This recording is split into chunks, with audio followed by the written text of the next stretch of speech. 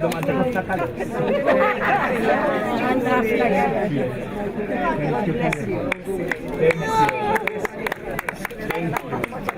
Thank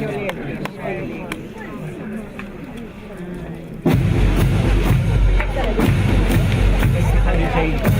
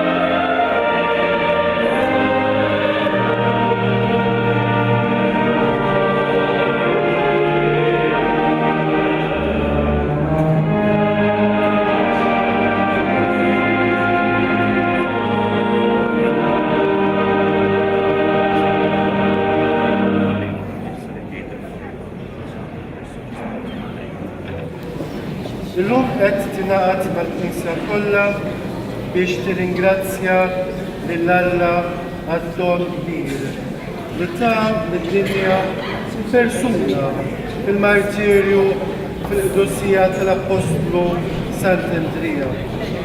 L-ewwel Apostlu li ltaqa' mal-Immanuel. Din il-lokalità hija marbuta sewwa ma' dan l-Apostlu kbir għax kienu li nebbaħ lis-sajjieda missirietna biex jibdew jibnu dan is-santwarju għażiż. Kienu li ħelisom kemm il-darba mill-imwieġ tal-baħar u minn dawk tal-ħajja. Sant Andrea għadu sal-lum jidħol għal membri ta' din il-komunità parrokjali. Iberika tal-imexxija lejn il-port kenni tal-qalb għażiża ta' Ġesu. Imma llum nirringrazzjaw lil Alla wkoll għaliex qed jerġa' jurina kemm jaħseb fina, kemm aħna qegħdin f'qalbu u kemm aħna eżies għalih.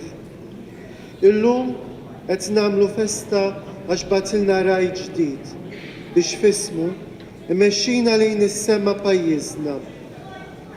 Nitolbu illum għal Dun Simon il-Kappillan il-ġdid għax mingħajr it-talb tagħna il-missjoni tiegħu tkun waħda ferm diffiċli. Insostnuh bl-imħabba u bil-kooperazzjoni tagħna għax mingħajrhom il-ħidma tiegħu ma tkunx tista' tħalli il-frott mixtieq. Illum niftakru li l-parroċċa hija tagħna mhijiex ta' persuna weħeda jew ta' xi ftit nies, lanqas miet tal-kappillan, imma hija ta' kulħadd. Kulħadd għandu jkun responsabbli li jwassal l-imħabba tal-qalb ta' Ġesu bil-fatti u bil-kliem. Ejjew inkunu ta' bilħaq il-koll qalb waħda f'qalbu, fil-qalb ta' Ġesu.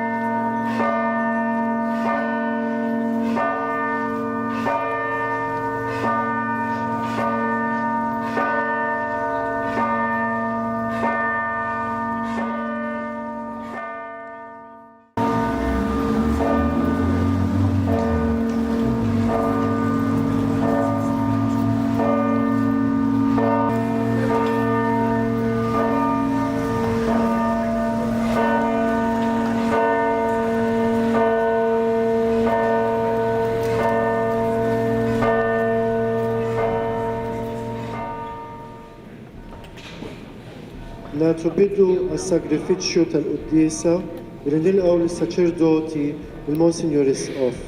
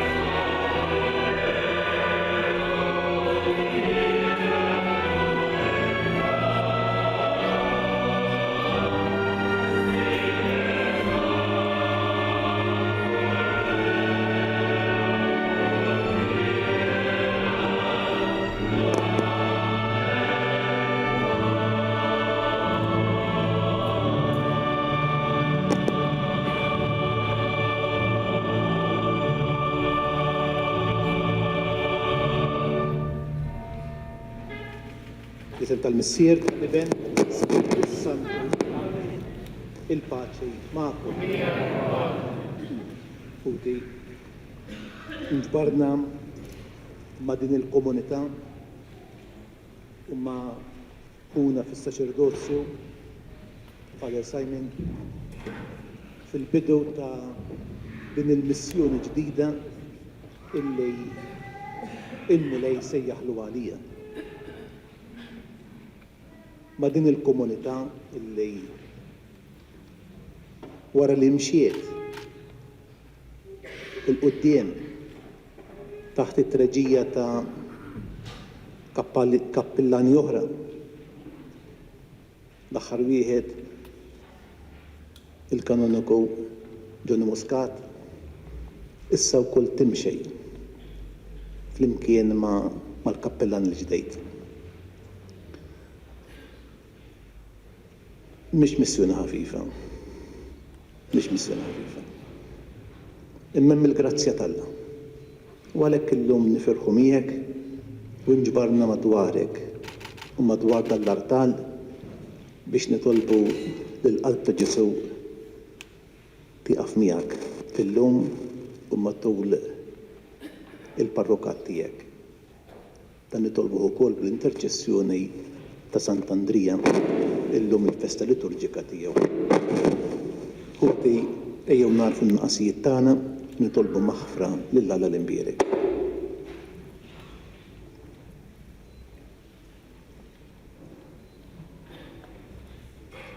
Nistqar l-Alla li jista' kollox u lilkom ħuti li jiena ħafna bil-ħsieb, bil-kliem, bil-emen, billi ħallejt mirjieti tiegħi bil-kbar tiegħi. Għalhekk nitlob l-Imqaddsa Marija Dejjem Verġni, l-Anġeli l-Qadisin kollha, u lilkom ħuti tolbu għalija il-mulej il-taqwa. Iħenna lina Alla li jista' kollox jaħfrinna dnubietna u jwassalna fil-ħajja ta' dejjem.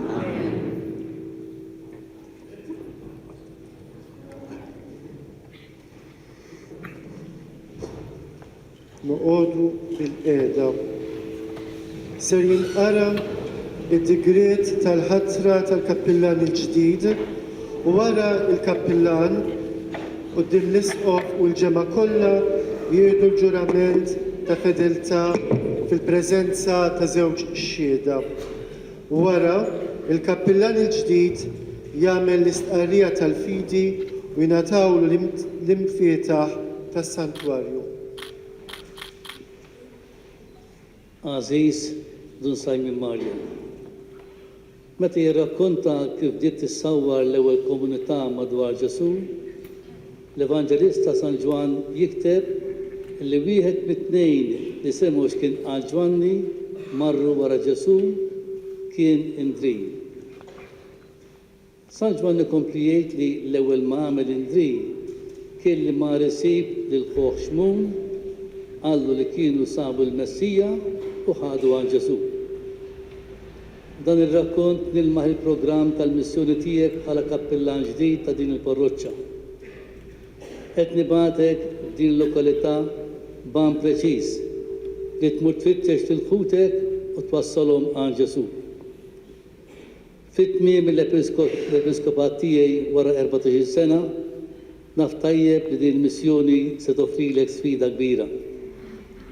L-ewwel nett għaliex fost ħutek ser ikun hemm dawk li jaħsbu li diġà iltaqgħu ma' Ġesu u għalhekk jafu jalqu widnejhom għall-istedina li tagħmlilhom.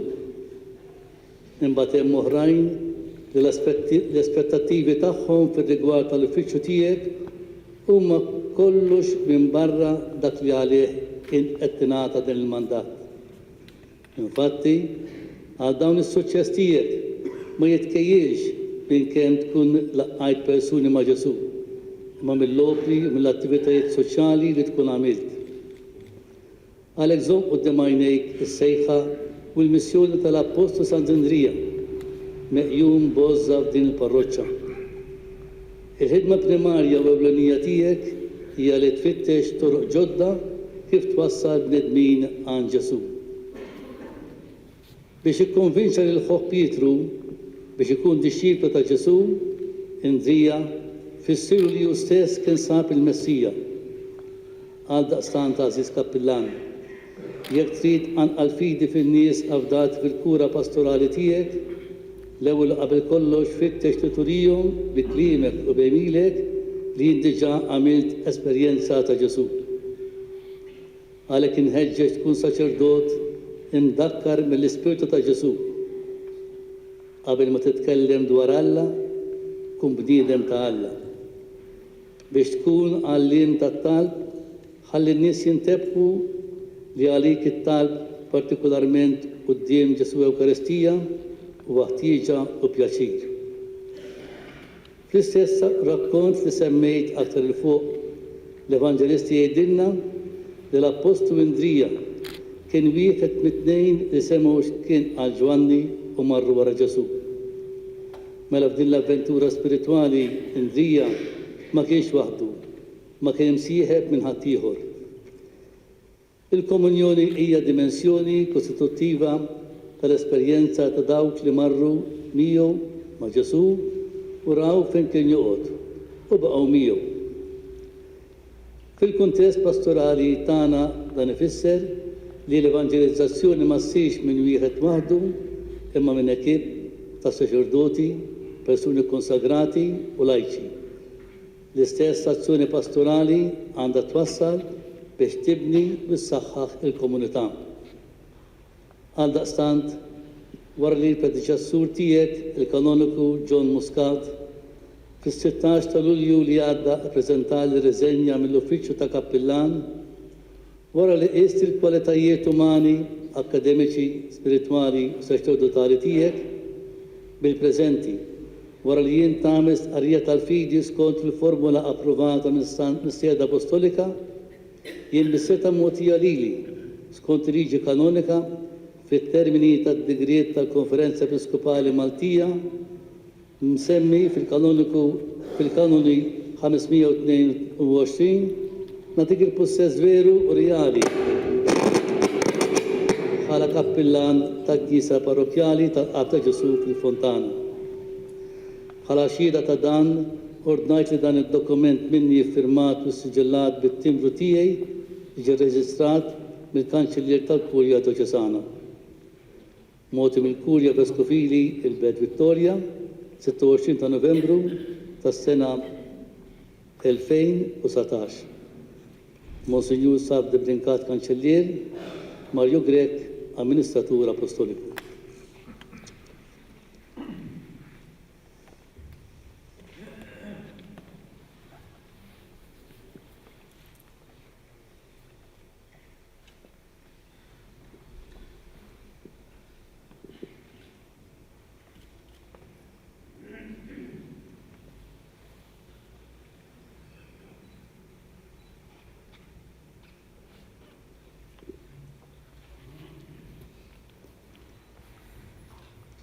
Jiena, il-kanonku Simon Mario Kakija, nemmen fidi ferma dak kollu u kull ħaġa li hemm fil-kredu.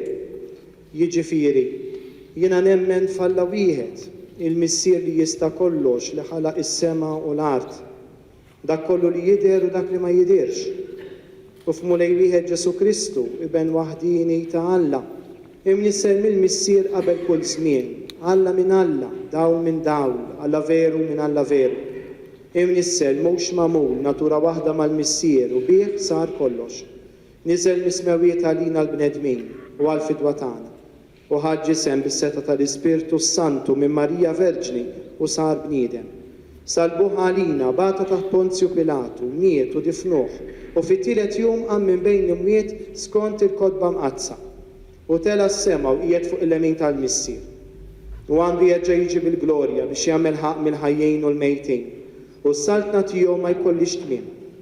U fl-Ispirtu Santu mulej li jagħti l-ħajja li ġej mill-Missier u mill-Liben, li hu meqjum u meġġaħ flimkien mal-Missier u mal-Liben, u li tkellem fhom mill-profeti. U fi Knisja waħda qaddisa Kattolika Apostolika, nistqarma modija waħda l-maħfra ta' dnubiet u nistenna l-qawma mill-immiet u l-ħajja ta' żmien li ġej. Nemmen ukoll fidi ferma kull ma hemm fl-Iskrittura u fit-tradizzjoni u li l-Knisja kemm b'mod solenni u kemm bil-mod ordinarju u universali tal-Maġisteru ixxandar bħala veritajiet li għandna nemmnu għax rivelati minn Alla. Inħaddan ukoll bil-qawwa kollha dak kollu u kull ħaġa dwar dottrina tal-fidi u tal-morali li l-Knisja tiddikjara b'mod definittiv. Barra dan, inħaddan bl-ubbidjenza u b'dak ir-rispett reliġjuż tar-rieda u tal-fema tiegħi dak kollu li jiddikjaraw kemm il-Papa u kemm il-Kulleġġ tal-Isqfijiet meta jkunu jeżerċitaw il-Maġisteru awtentiku tagħhom. Ukoll meta m'għandhomx ħsieb jiddikjaraw dan b'mod definittiv. Amen. Illum is-Sibt 30 ta' Novembru fis-Santwarju Parrokjali tal-Qalb ta' Ġesu, Fontana, Għawdex.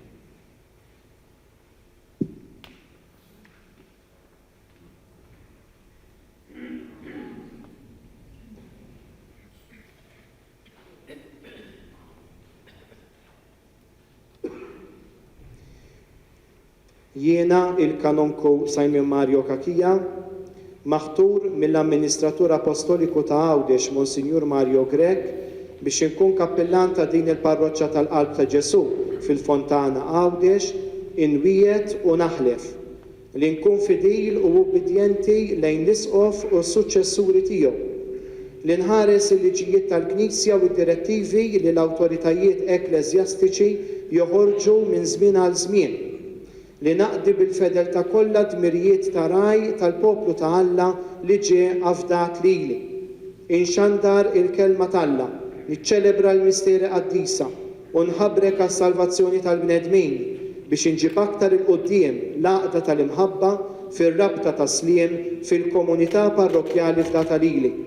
U li bir-reqqa kollha u bl-għaqal nieħu ħsieb il-wirt spiritwali u patrimonjali illi din il-familja parrokjali irċiviet minn missirijieta.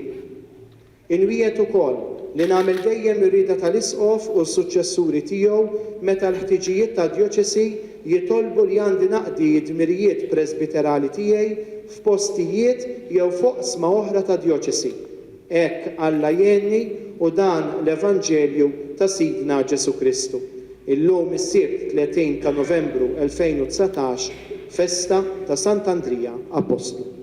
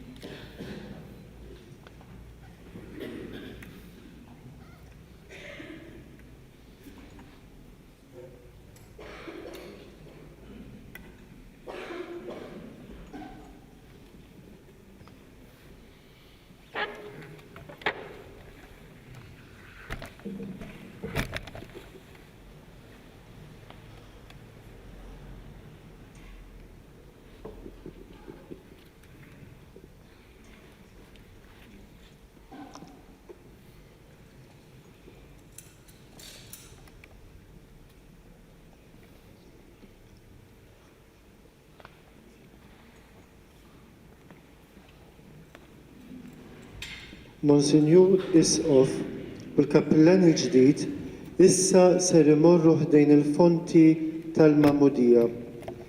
Jagħtuh qima u mbagħad il-Kappellan irox fuqna l-ilma imbierek li jfakkarna fil-Mamudija. Umu bil-wieqfa.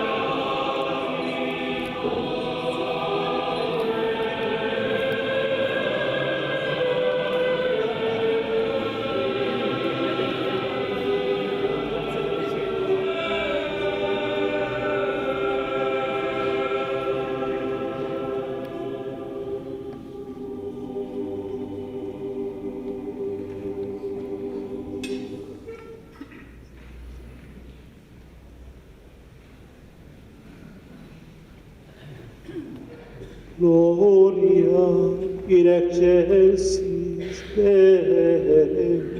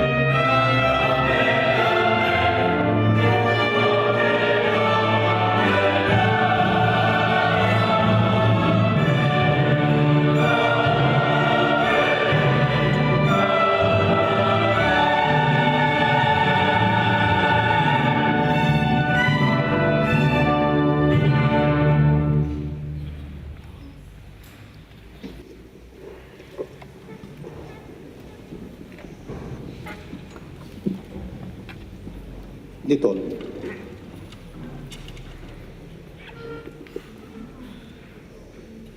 Miċ-ċokon tagħna mulej nitolbu lill-kobor tiegħek biex l-Apostlu Sant'Andrija li fil-Knisja tiegħek kien predikatur u mexxej jidħol għal Danħuna il-kappellan il-ġdejt u għalina il-koll quddiemek. Dan aħna nitolbuh bibnek Ġesu Kristus Jiedna li huwa Alla li miegħek jgħix wisaltan flimkien mal-Ispirtu Santu għal dejjem ta' dejjem. Nisimgħu b'attenzjoni l-kelma t'Alla li qed twaslilna l-Knisja fis-solenità tal-Patrun tagħna Sant'Andrija. Il-Vanġelu illum jixxandar mill-kappillan innifsu bħala sinjal il-ġemma kollha li hu dmir il-kappillan li jwassal il-kelma t'Alla lill-poplu avdat fidejh. Qari bil-ktieb tal-profeta Iżajija. Il-kelma li ġiet f'dera lill-Iżajija bin Amos dwar Ġuda u Ġerusalem. Għad jiġri fl-aħħar jiem li l-għolja tad-dar tal-mulej tola l-fuq mill-ċaċet tal-muntanji u tidref l-fuq mill-għoljiet. Lejja għad jiġru il-ġnus kollha. Kotra ta' popli għad jiġu u jgħidu ħalli nborru u nittilgħu fuq l-għolja tal-mulej lejn id-dar ta' Alla ta' Ġakob biex jgħallimna triqatu u nimxu fil-modijiet tiegħu. Għax minn Sijon joħroġ it-tagħlim u l-kelma tal-mulej minn Ġerusalem. Il-mulej jagħmel il-ħaq bejn il-ġnus u jaqta' sentenza bejn ħafna popli. U huma jibdlu x-xwaqel tagħhom f'sikek tal-moħriet u l-anet tagħhom f'imnieġel. Ebda ġens ma jerfa' x-xapla kontra ġens ieħor u s-sena tal-gwerra ma jitalmuwix iżjed. Ejja, dar Ġakob, ħalli nimxu fid-dawl tal-mulej. Il-kelma tal-mulej.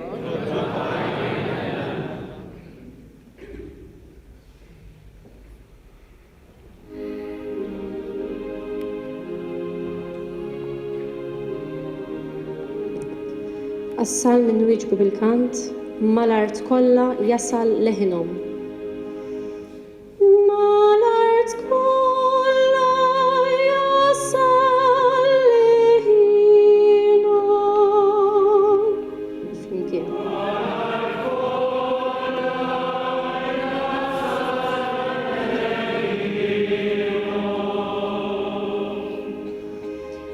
Ismewiti xandru il-glorja t'Alla. Emilidi tabbar il-firxa tas-sema. Jum lill-ieħor jagħti l-aħbar. Lejl lill-ieħor iwassal it-tarif. Flimkien. Mal-art kollha jasal leħinhom. M'hemmx aħbar u anqas kliem. Ma hemmx leħen li ma jinstemax. Jum lill-ieħor jagħti l-aħbar. Lejl lill-ieħor iwassal it-tarif. Flimkien. Mal-art kollha jasal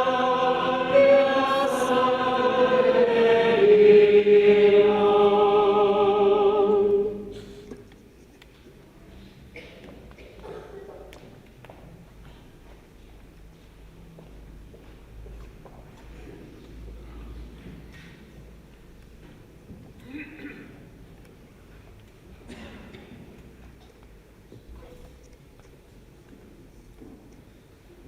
Qari bil-littra ta' San Pawl Apostlu lir-Rumani.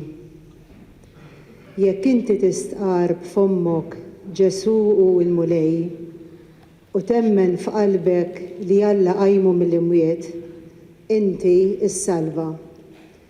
Wieħed jemmen f'qalbu biex ikollu l-ġustifikazzjoni u jistqar b'xoftejh biex ikollu s-salvazzjoni. L-Iskrittura tgħid kull min jemmen fih ma jintilifx. Ma hemm ebda għażla bejn Ludi u Grek u s-sit ta' kulħadd u għani ma' daw kollha li jsejħulu.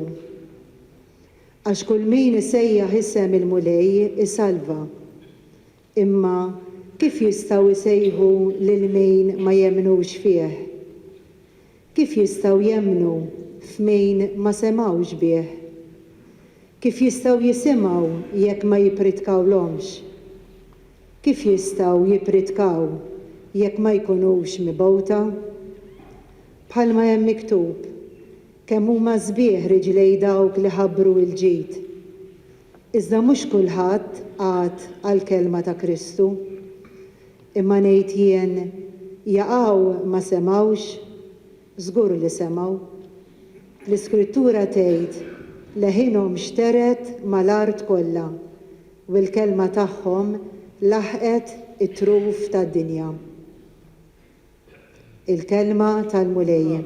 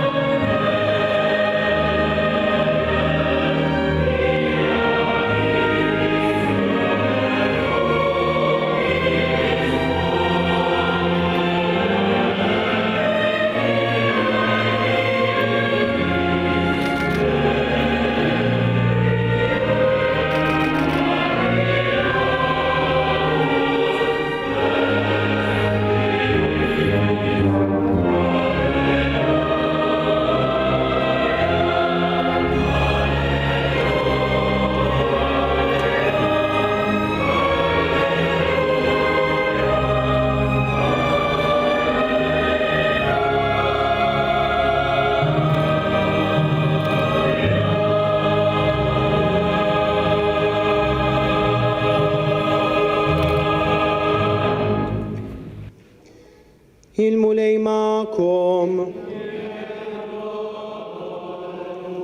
Qari mill-Evanġelju mqaddes skont San Ġwan.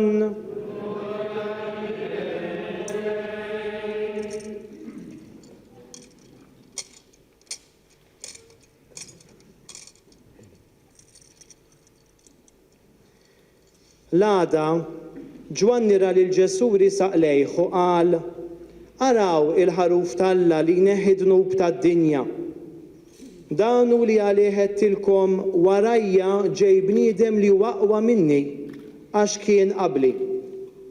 Anqas jien stess ma kont nafu, imma jien għalhekk ġejt nagħmmed bl-ilma biex hu ikun marraf lill-Iżrael.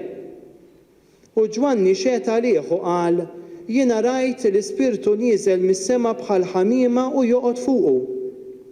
Ta' bilħaq anqas jien ma kont nafu, imma dak li bagħtni nagħmmed bl-ilma hu stess qalli fuq min tara l-Ispirtu jinżel u joqgħod dak hu li jagħmmed bl-Ispirtu Santu. Dan rajtu b'għajnejja u għalhekk xedt dan hu l-iben Alla. L-għada Ġwanni reġa' kien hemm ma' tnejn mid-dixxipli tiegħu. Ħares lejn Ġesu li kien għaddej minn hemm u qal, araw il-ħaruf tal-Alla.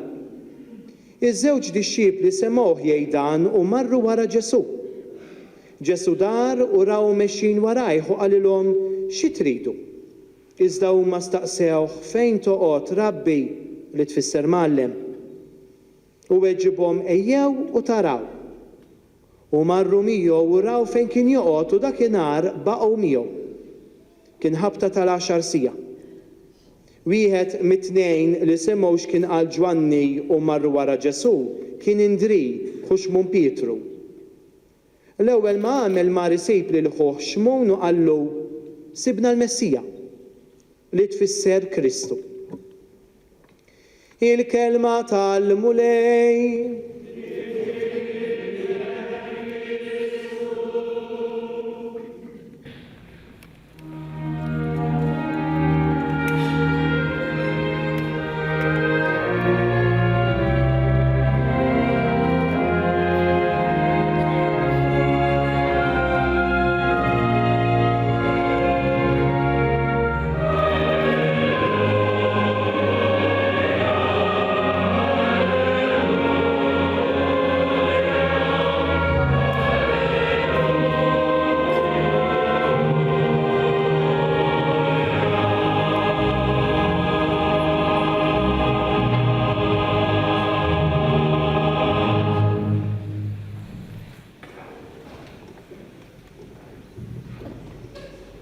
Il-Vanġelu li għadna kif ħabbarna u smajna jirrakkontalna il-konverżjoni ta' Indrej, is-sejħa ta' Indrej. Hekk jiena nimmedita dal-passaġġ laqatni il-fatt ta' x'kien li wassal biex Indrej imur wara Ġesu. X'taħsbu li kien? Raħ Gustos? Offrilu xi miraklu? Il-Vanġeli jgħidilna li Indrej sema lil Ġwanni il-Ammidi jgħid dan hu il-ħaruf tal-Alla li jneħħi id-dnub tad-dinja. Din l-esklamazzjoni tal-Ammidi laqtet il-widna u l-qalb ta' Indrej. Indrej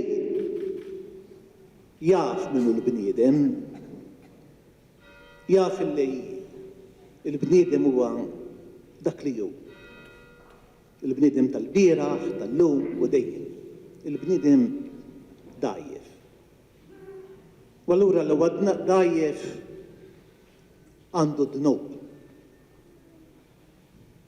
U hemm id-dnub personali, hemm id-dnub soċjali, hemm saħansitra dnub strutturali.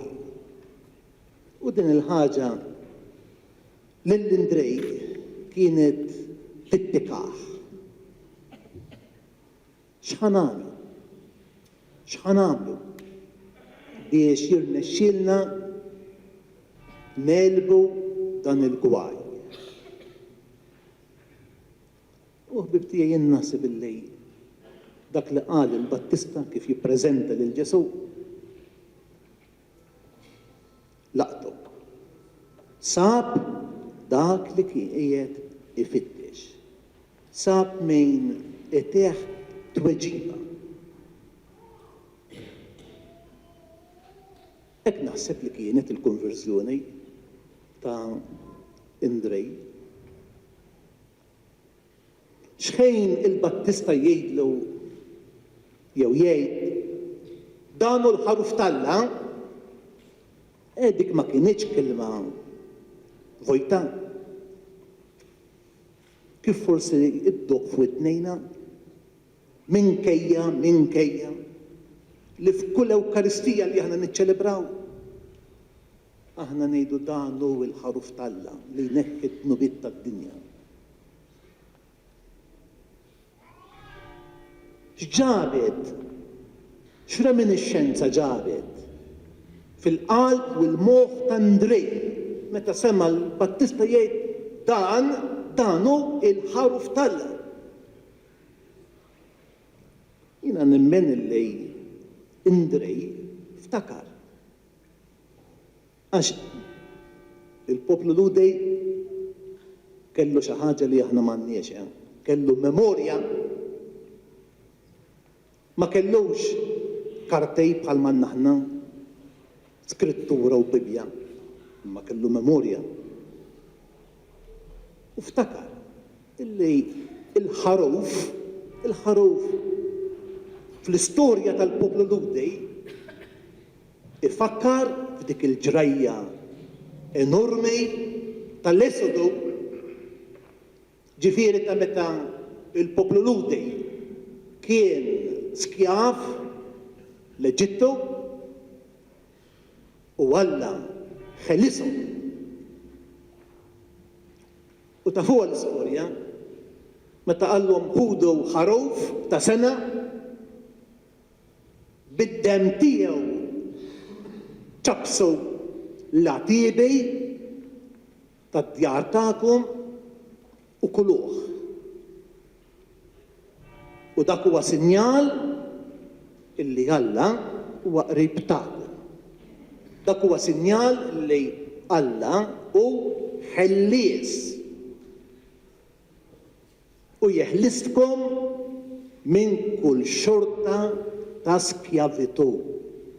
Minn kull xorta ta' skjavitu. U nafu l-istorja kif imbagħad il-poplu Ludej wara li kien il-ħaruf qasam u daħal fl-art imwiegħda. Bibtijaj, meta Indrej jisma' lil Ġwanni l-Ammiedi jgħid danu il-ħaruf talla. Dan kullu jgħaddej minn moħħu u jgħid minna dan Kristu huwa il-ħaruf li illum ser jeħlisna minn kull xorta, minn kull għamla ta' skjavitu.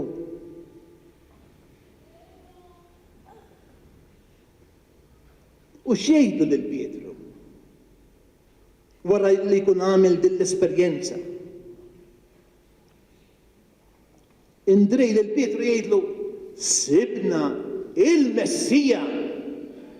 Sibna l-Messija. Issa taf kemm inkantaw ejja Messija ejja. Inkissru l-ħġieġ bil-kant fil-Knisja u barra, imma ma nifhmux hekk kunu ngħidu. Ma nifhmux. Aħna nafu x'inhu il-Messija jew. Il-Messija huwa dak li kien imwiegħed huwa t-tama tal-poplu talla illi kellu jeħlishom idewwaqhom il-libertà huwa dak li kellu jġejb l-ordni fil-ħajja tal-bniedem. Huwa dak li seta' iqabbad ħolqien ġdejd. ċertu klem fl-iskrittura huwa tqejl mobbi, mobbi. U Indrej imur għand Pietru jgħidu, Pietru, ħija, Marellis, sibna l-Messija, dak li iwieġeb għal ħafna interrogativi, mistoqsijiet personali u kollettivi. Għażejs Simon. Qed nafdalek din il-komunità nisranija. U kif għedlek fil-digret il-missjoni tiegħek hija waħda.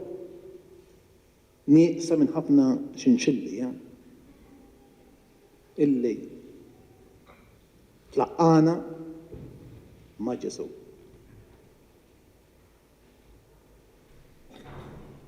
Kif ġralu Indrej, jekk intrejt lill-bniedem tal-lum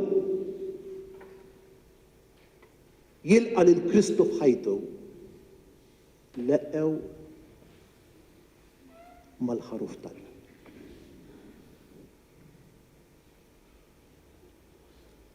Dak li jneħħi id-dnub tad-dinja. Ħafna drabi jien naqta' qalbi li ħan nirbaħ id-dnub tiegħi. Mbagħad nifrex ħarstej madwari. Ukoll qalbi titqal bil-preżenza tad-dnub. Ma nistaġibx, għadin in-natura tagħna. Imma mbagħad nimtella bit-tama u b'kuraġġ għax ngħid dan hu l-ħaruf tal-Alla li neħħi id-dnubiet tad-dinja. Anke llum huwa dan illi lilna jista' iruddilna il-libertà, il-ħelsien.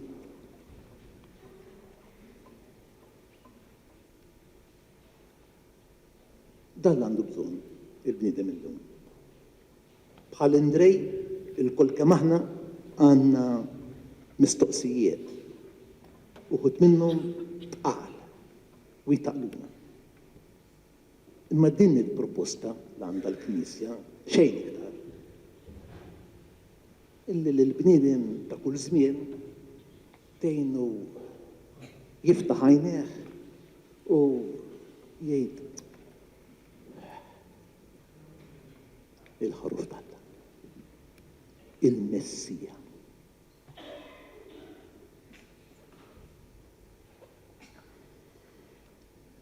Biex tagħmel dan, kun int il-ħaruf tal-Alla. Xejn fuq l-artal, it-talla l-ostja konsagrata. U l-poplu tal-Alla tgħidlu dan hu l-ħaruf tal-Alla. Minkejja li anke int bħali għandek id-dnub u għandek id-dufija tiegħek. Imma ħallihom jaraw fejk il-ħaruf tal-Alla. Dak il-ħaruf illi id-dnub ma rebħux bil-kundannej. Id-dnub ma ħarqux bl-għadab. Imma rebaħ id-dnub bl-imħabba u minn dejn nieqsa fostna ħbib tiegħi. Aħna faċli illi nippuntaw subajna lejn id-dnub tal-oħrajn, imma mbagħad ma nafux nagħtu risposta. Ir-risposta tal-Messija, ir-risposta tal-ħaruf tal-Alla imħabba. Mhux ta' xejn. Illi San Ġwan meta jirrakkuntalna il-passjoni u l-kruċifissjoni tal-Imgħallem li hija l-ikbar testimonjanza tal-imħabba, jgħidilna li f'dak il-ħin stess il-ħaruf fit-tempju kien qed jiġi issagrifikat. Imma il-mulej Ġesu lilna ħelistna mid-dnub tagħna bl-imħabba tiegħu. U allura mhux biss ngħinu li l-bniedem jintebaħ bid-dnub tiegħu, imma kun int ukoll bħal ħaruf Talla illi bħafna u ħafna karità imħabba tfejjaq il-ġrieħi tal-bniedem u tas-soċjetà. Kun int il-ħaruf Talla. U allura ippermetti li ngħidlek għandek minnhom imma kattar dawk il-karatteristiċi tal-ħaruf. Tkunx liljun ta' Ġuda. Imma kun ġwejjed, kun twajjed, kun umri, kun għani fil-ħnina. Dawn il-kwalitajiet jagħmlu kappellan tajjeb. Nagħlaq billi nfakrek dak li jgħidilna il-missier tagħna l-Papa Franġisku. Ħajkollok ir-rieħa tal-naġ. Ħajkollok ir-rieħa tal-ħrief. Billi jien stess tkun wieħed minnhom. U tħallihom madwarek u int tkun lest mhux li tneħħi, għax it-traduzzjoni mhix adatta, mhux li tneħħi id-dnub tagħhom, imma terfa' fuq spallejk, f'ħoġrok, id-dnub u id-batija kollha li jġib magħha id-dnub fil-ħajja tagħna. Din il-missjoni illi jiena fit-tmiem il-missjoni tiegħi nafdalek u npoġġejk taħt il-ħarsien tal-qalb ta' Ġesu u taħt il-ħarsien ta' Sant'Andrija illi mhux biss skopra li Kristu huwa il-ħaruf Talla imma hu stess mexa fuq il-passi ta' Kristu u wkoll kien dak il-ħaruf illi sagrifika il-martirju li lum nifsu għal-qudusija tal-oħra, il-pandemija.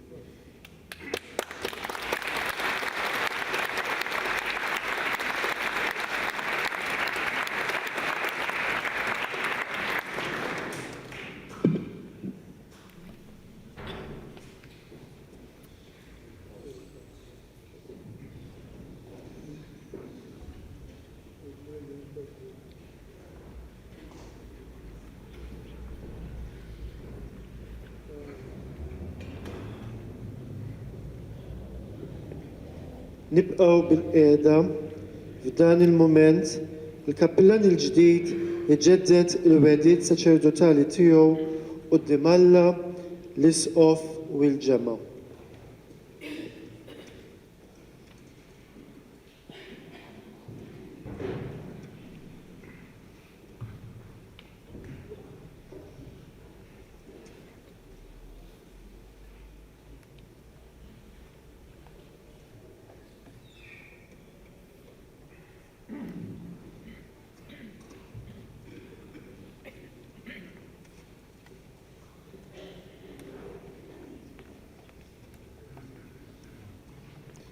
Issa ser issir proċessjoni fil-Knisja u fiha l-isqof jafda fidejn il-kappellan il-ġdid li mkejjen marbuta mal-ministeru tiegħu, it-tabernaklu, is-sedja, il-konfessjonarju u mbagħad tintemm f'nofs is-santwarju fejn flimkien mal-isqof idoqq il-qampina l-kbira. Nqumu bil-wieqfa.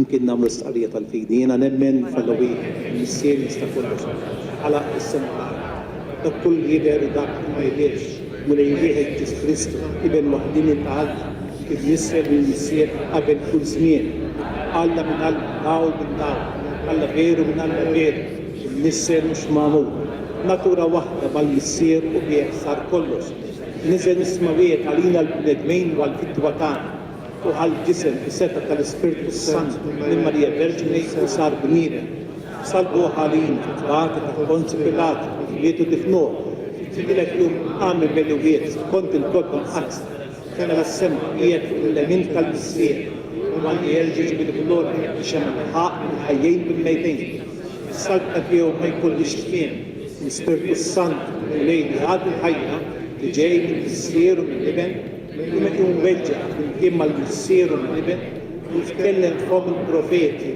كنيسيا واحدة قديسة كاثوليكا أبوستوليكا ممدية واحدة المحفرة النبيل استنى الأم النبيل الحية تزمتج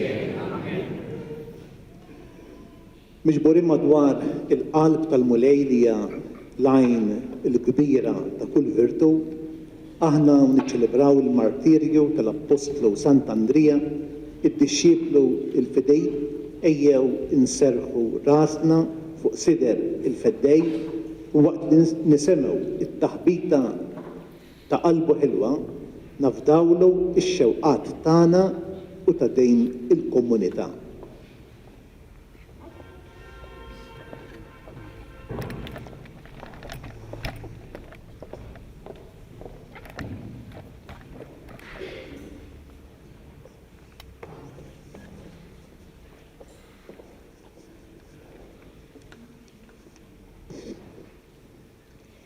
U Ġesu taqal b'mqazza għal-merti ta' Sant'Andrija, protettur tagħna li tolbuk tħares lill-Knisja tiegħek f'Għawdex u fid-dinja biex tkompli tkun sagrament ta' salvazzjoni għal bnedmin nitolbu.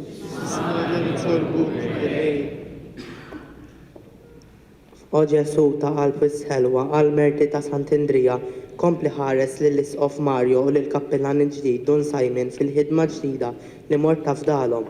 Għamel li kollhom dejjem qalb ħanina tixbaħ lil tiegħek u fl-istess ħin qawwija fil-fidi bħalma kienet qalb Sant'Andrija nitolbu. O Ġesu ta' qalb divina, għal-merti ta' Sant'Andrija, kompli birek lill familji kollha tagħna, speċjalment dawk li għażilthom biex jagħmlu madwar lajn il-kbira li qalbek. Ħajsibu fil-qalb tiegħek kemm fit-tiġrib, kuraġġ għall-preżent u għall-ġejjieni. Ferħu slim tul il-mixja tagħhom fuq din l-art nitolbu. O Ġesu ta' qalb ħanina, għal-merti ta' Sant'Andrija, nikmaw lek lill-morda u lill-anzjani u lil dawk li huma fil-periferija tal-parroċċja tagħna, lil dawk li għaddejjin minn momenti diffiċli. Għatihom il-faraġġ tiegħek biex jiftakru li hemm qalbek dejjem lesta biex tilqaħħom biex huma jidħlu jisruħu fija nitolbu. Ismana nitolbu kumulej. O Ġesu ta' qalb imħeġġa, mal-merti ta' Sant'Andrija nitolbok għal iktar vokazzjonijiet għaddisa f'Għawdex u fil-Fontana. Ibatilna wkoll raj biex ikompli jmexxi lill-Knisja f'Għawdex fit-triq lejn is-sema pajjiżna nitolbu.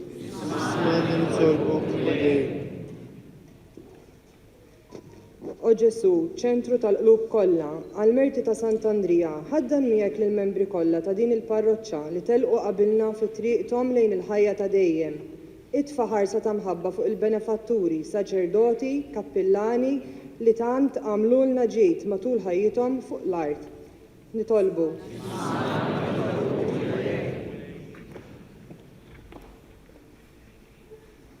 U qalb ta' Ġesu ferħ tal-qaddisin kollha aħna nroddu lek ħajr tal-li għażilt lilna u lill-parroċċja tagħna għalejk.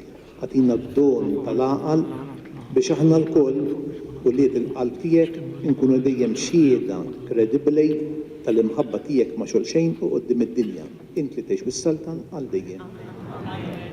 Nibqgħu bil-wieqfa sak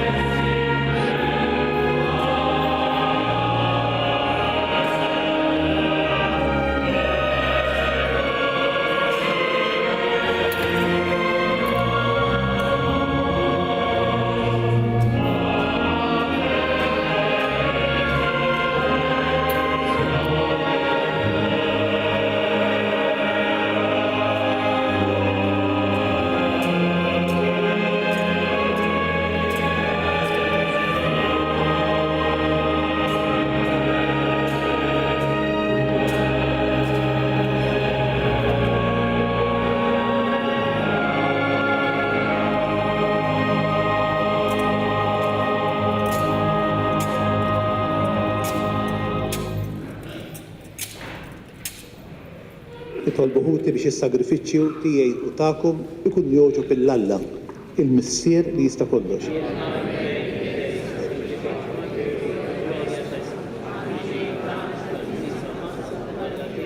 U Alla li tista' kollox ilqa' l-offerti tagħna fil-festa tal-Apostlu Sant'Andrija għamil li bihom inkunu noġbuk u nitqawwew fil-ħajja tal-grazzja bi Kristu Sidna. Il-mulej magħkom. Nerfew qlubna l-fuq. Nisu ħajr lill-mulej Alla tagħna. Sewwa u xieraq tassew mulej mis-sirqa d-dejsa Alla ta' dejjem li tista' kollox tajjeb u ta' ġej tas-salvazzjoni tagħna li dejjem u kullimkien irroddulek ħajr bi Kristu Sidna. Għaliex inti rid il-Knisja tiegħek titwaqqaf fis-sod fuq is-sissien tal-Apostli biex tibqa' sinjal ta' qdusitek fid-dinja u tagħti lill-bnedmin xhieda tal-ħajja tas-sema. Għalhekk mal-qtejja kollha tal-Anġli qima kbira infaħruk u flimkien inkanklajk.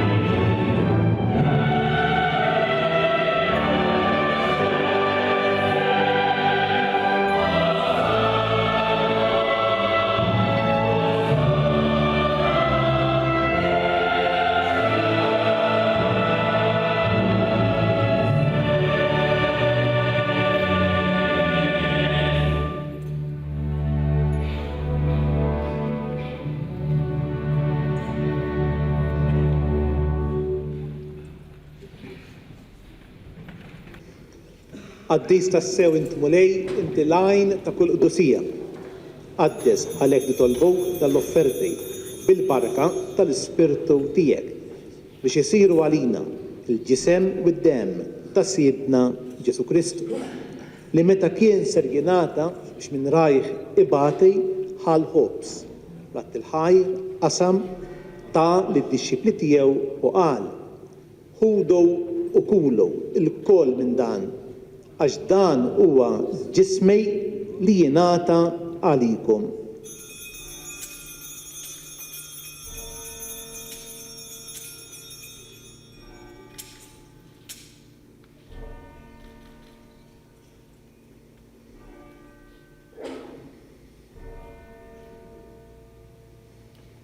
Ekku kol wara l-ikla ħal-kalċej reġa' rat il-ħajr tal id-dixxipli tiegħu u qal: ħudu biex xorbu minnu il-koll għax dan huwa il-kalċej ta' demmej tal-patt il-ġdejt li jibqa' dejjem, id-dem li jixxerret għalikom u għall-bnedmin kollha għal maħfra tad-dnubiet. Għamlu dan b'tifkira tiegħi.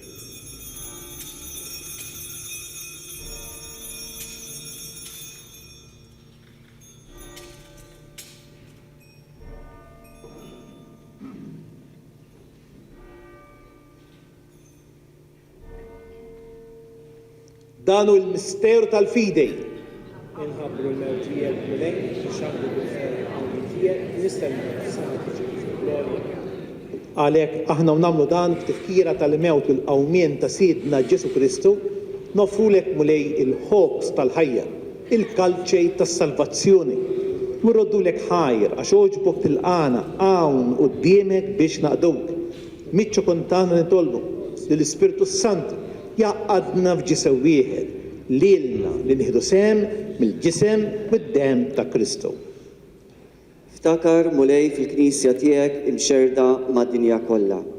Wettaqa fl-imħabba flimkien mal-Papa Franġisku, l-Isqof Mario u mal-Ministri tiegħek kollha. Ftakar ukoll f'ħutna li raqdu bit-tama tal-qawmien. Ftakar fil-kappillani mejtejn, fil-saċerdoti mejtin, fil-benefatturi mejtin ta' din il-parroċċa. Ftakar fil-mejtin kollha. Daħħalhom quddiemek fid-dawl tas-sebħ tiegħek. Ħenna għalina l-koll nitolbuk għati lilna wkoll il-wirt tal-ħajja ta' dejjem.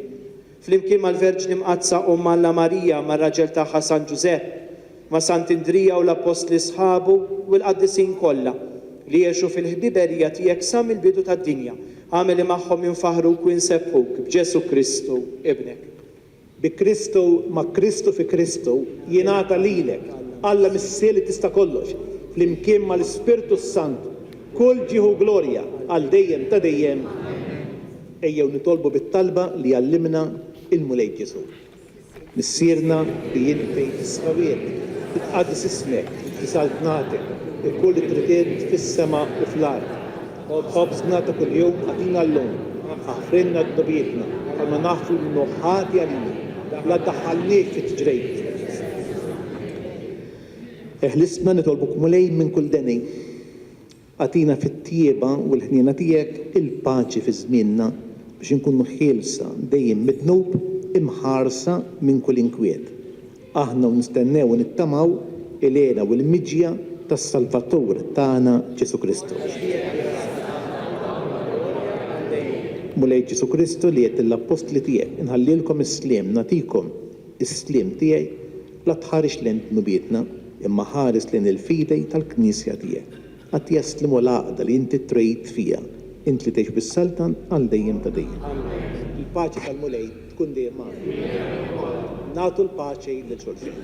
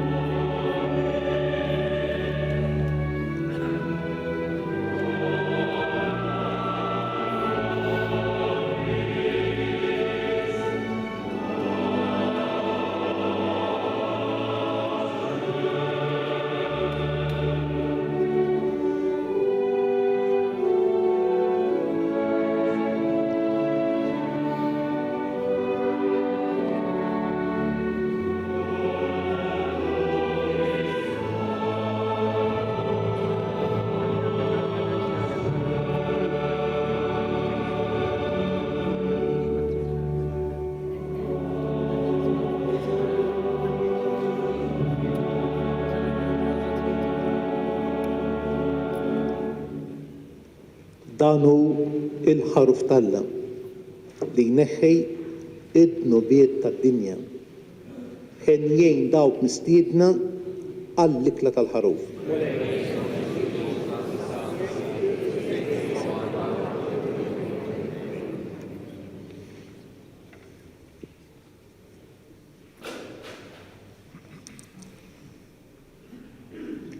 Nersqu għat-qarbin bġabra u bimħabba kbira.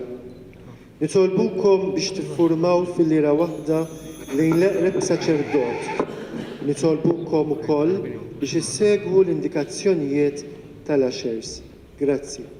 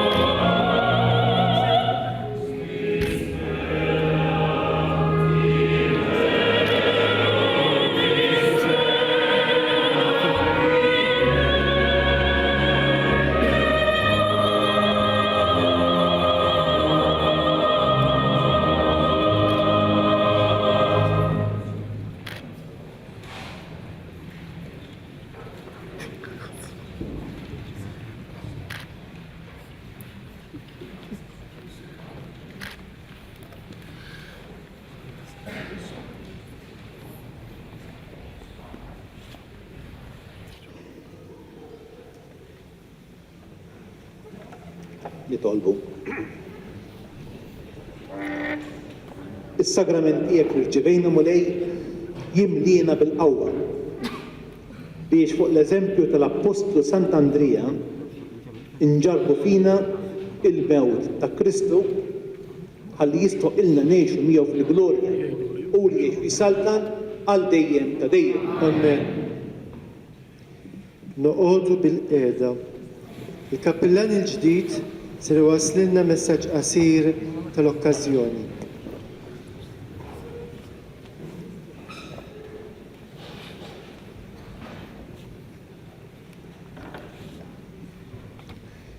Eccellenza Reverendissima, nirringrazzjak tal-li qiegħed magħna hawn il-lejla minkejja il-ħafna impenji li issa għandek mhux biss bħala amministratur apostoliku ma anki bħala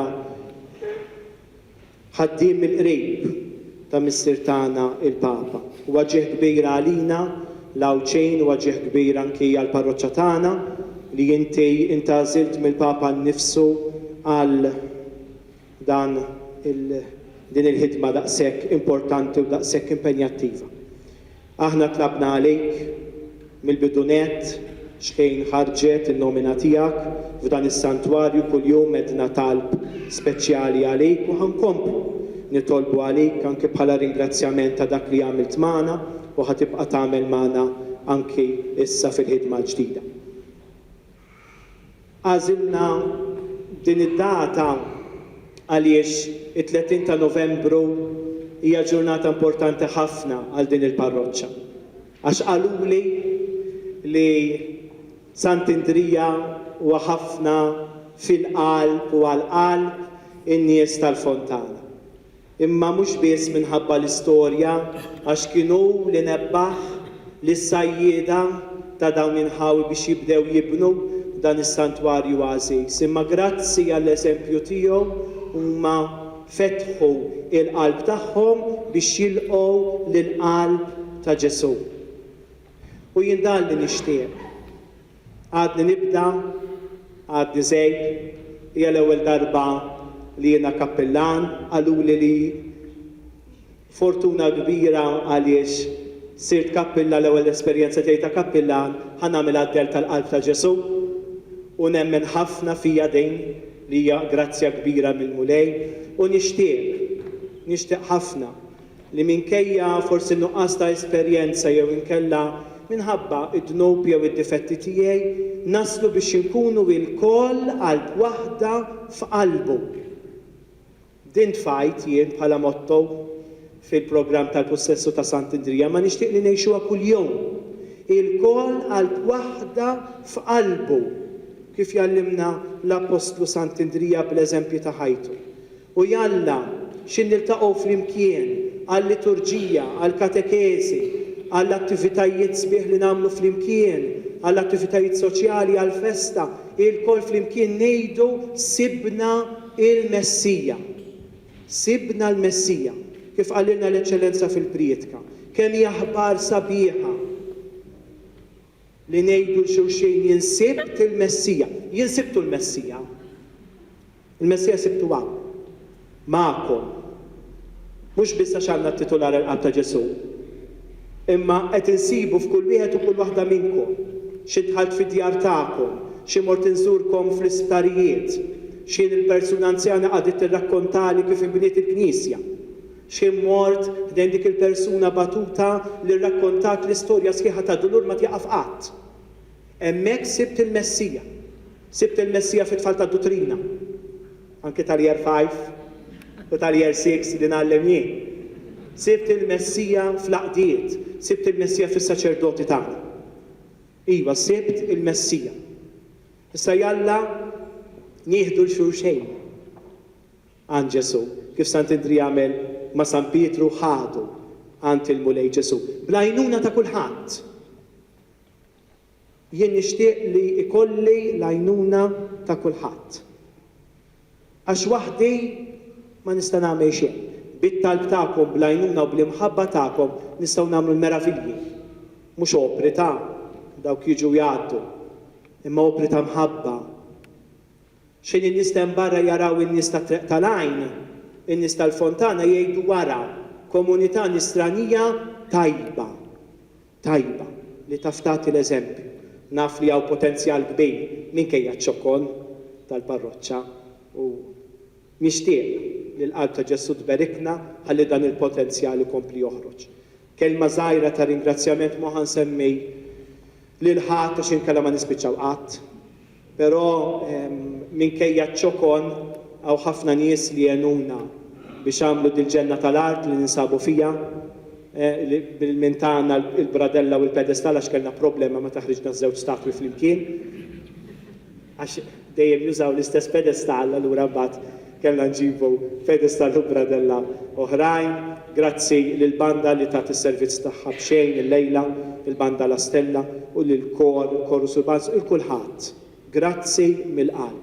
U nixtieq ukoll ringrazzjament speċjali lil dawnek preżenti, lill-Onorevoli Ministru ħabbarta fil-bulletin li grazzi għalija u għal-Ministeru għal-Għawdex serettina is-somma ta' 10,000 euro li ħajjenuna dawn il-flus biex inkomplu affarijiet addizzjonali mal-proġett tar-restawr. Dak il-proġett irid jitħallas kollu mill-parroċċa, bil-liġi u bil-ftehim. Imma grazzi għal-Ministru Karwana u grazzi għal-Ministeru għal-Għawdex għandna dawn il-flus biex inkomplu insebbħu barra, però ma niqfux hemm. Ejja nsebbħu barra, nsebbħu ġewwa, imma nsebbħu l-qalb tagħna bil-qalb ta' Ġesu. Grazzi kull.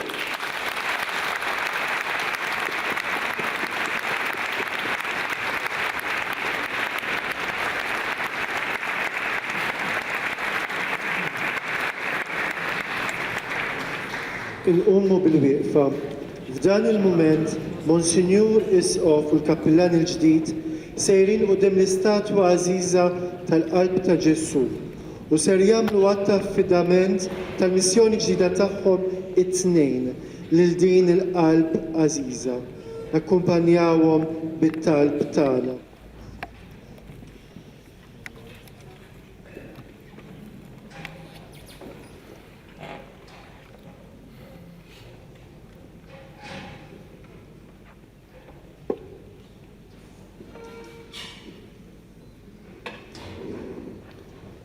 O Ġesu ta' qalb imqazzam, nirringrazzjak li wara li seħibtni ma' Indrej bil-kulleġġ apostoliku weżintni biex fismek immexxej din il-Knisja f'Għawdex għal 14-il sena. Issa oġbok terġa' sejjaħli biex naħdem biċejn ħafna ta' missierna il-Papa Franġisku u permezz tas-Sinodu tal-Isqfijiet inservi l-Knisja Universali. Impoġġej lili nnifsi u din il-ħidma ġdida fil-qalb ħanina tiegħek.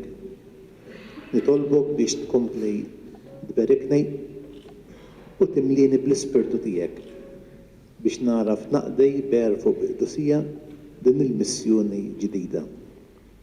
U qalb ta' Ġesu ħajkun Sant'Andrija ta' Vens għalija jiena unejn lil Pietru. Kif Sant'Andrija stess kien ta' spalla għal ħoħ xmum fil-missjoni tiegħu. Nitolbok tkompli tbierek lill-Għawdex tagħna. Amen.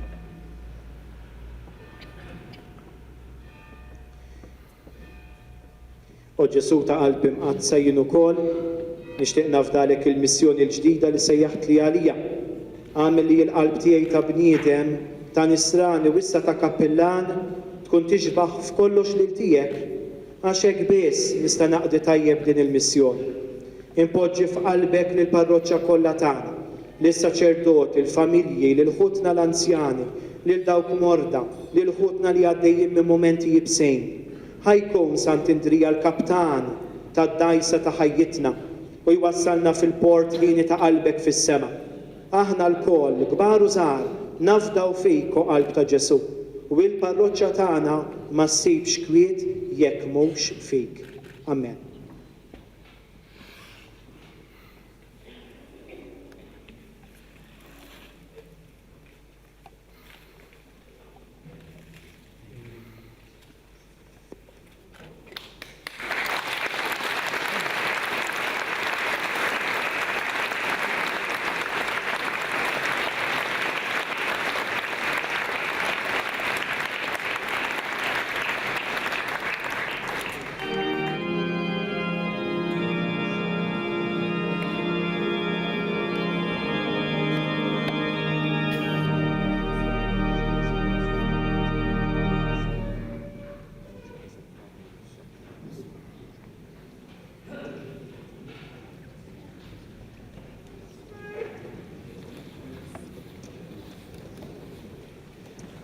Tistgħu toqgħodu bil-wifqa biex tinkwetaw. Mhux santuru. Simon, għax hekk nafuh aħna, f'isem il-parroċċja ta' San George, f'isem is-saċerdoti ta' San George, nixtieq nagħtik rigal żgħir, mhuwa rigal xejn. Ġifieri ġast xi ħaġa żgħira. Ir-rigal il-kbir għalina kien nhar il-ħamis l-għadda, meta ġurnata adorazzjoni offrejnija għalik. U kull nhar ta' ħamis se nkomplu nżommuk fit-talb tagħna. Għaliex it-tlellix ta' barra il-qalb ma jimlijiex laqqas tagħna u intaf sew. Forsi taħseb li ħanutok lil San George, però San George hija l-Bażilika, żurna u żur lilu u busu hawnhekk ma' ġenkom. Ġifieri dak qiegħed qalbi.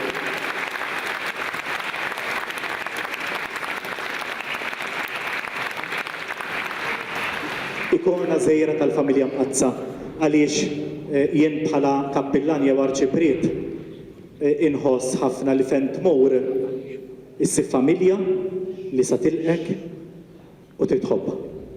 Żgħira jew kbira ma tiddependix minn numru, imma mill-imħabba li jien titfa' u li huma flimkien ma' Kristu iħossu fihom.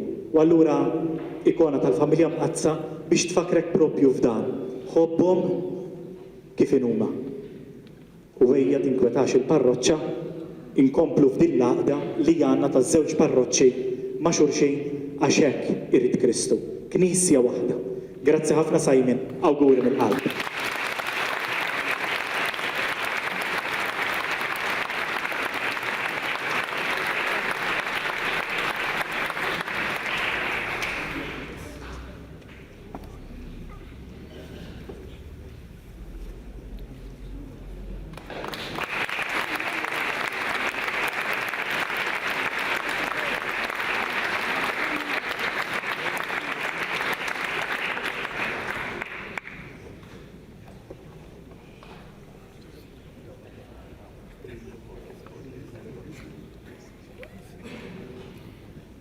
Kappellan, fissem il-Korus Urbanus għanna tifkira li ġibna maħna mill-Art Mqazza, eżattament minn fejn il-Bahar tal-Galilija, fejn is-Santwarju tas-Sejħa ta' Pietru. Aħna id-dar pastorali tagħna huwa dan is-Santwarju, grazzi għal Mibkidun George Bezzina kien il-bidu tagħna hawnhekk, inweduk li kif kollaborajna mal-kappellani li ġew qablek, nkomplu nikkollaboraw miegħek ħalli nanimaw mill-aħjar li nistgħu l-liturġija f'dan is-santwarju. U nawguralek minn qalbi.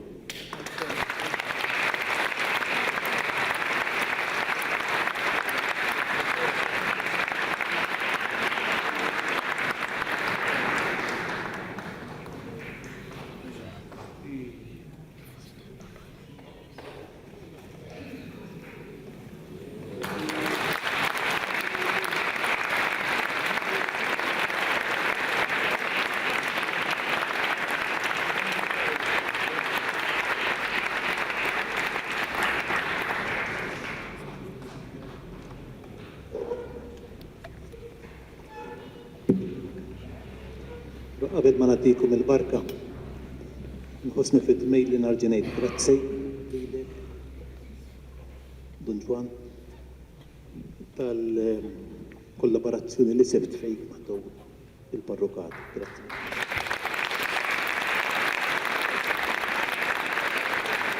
Però irrid nieħu din l-okkażjoni biex nippreżentalkom formalment lill-Fater Attard, Joseph,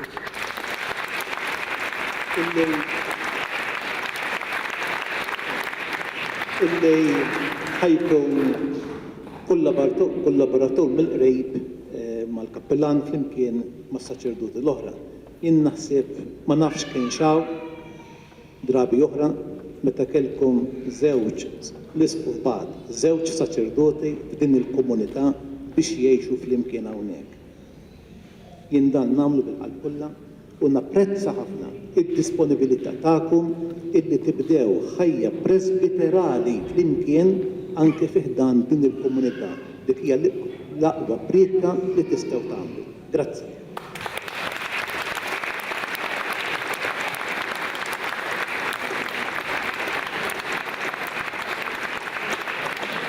Mela, il-mulej magħkom. Alla illi waqqafkom fuq is-sisin tal-Apostli jixħed fuqkom il-barka tiegħu għall-merti glorjużi ta' Sant'Andrija.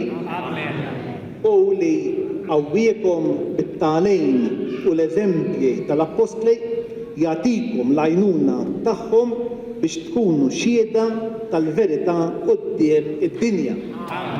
Lilkom illi isseħħibtu fil-fidi bit-twissijiet bit-tagħlim tal-Apostli jagħtikom Alla li bit-talb tagħhom tiksbu il-wirt tas-sema għal dejjem. U l-barka ta' Alla li jista' kollox tinżel fuqkom il-Missier, l-Iben u l-Ispirtu Santu. Morru u għejxu fil-paċi ta' Kristu.